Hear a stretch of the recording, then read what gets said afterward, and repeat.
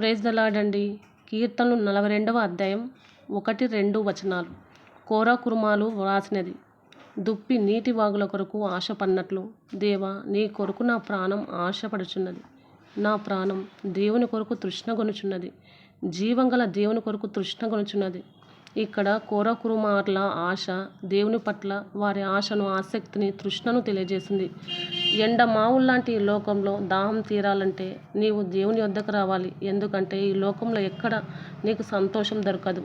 కీర్తన 16వ అధ్యాయం 11వ వచనంలో దావీదు ఈ విధంగా అన్నాడు, నీ సన్నిధిలో సంపూర్ణ సంతోషం కలదు, నీ కుడి చేతిలో నిత్య సుఖములు కలవు. ఆయన కుడి చేతిలో నిత్య సుఖములు పెట్టుకున్నాడు.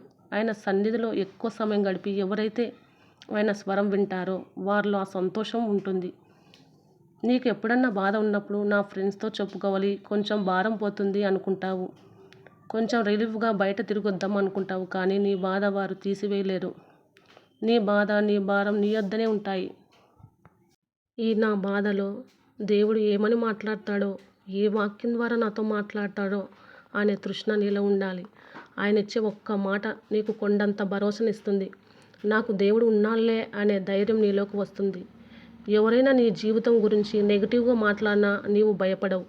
ఎందుకంటే ఆయన సన్నిధిలో గడిపి ఆయన మాట తీసుకున్నావు కాబట్టి.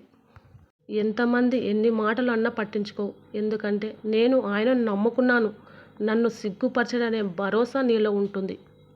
నేను కూడా దేవుని సన్నిధికి వెళ్ళాలి, ఆయనతో సమయం గడపాలి, బైబిల్ తృప్తిగా చదవాలనే ఆశ, ఆసక్తి నీలో ఉండాలి. ఎందుకంటే మన ఆత్మీయ దాహం తీర్చే బండ ఆయనే.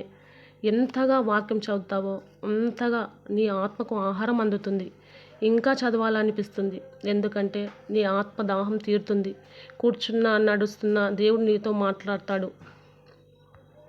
దేవుడు మాట్లాడే కొద్దీ నీకు సంతోషం, ఆనందం కలుగుతుంది. నీ ప్రాణ, ఆత్మ, దేహ, శరీరాలు కూడా దేవుని కొరకు ఆ విధంగా తృష్ణ కలిగి ఉండాలి. లైక్ చేయండి, షేర్ చేయండి, సబ్స్క్రైబ్ చేయండి.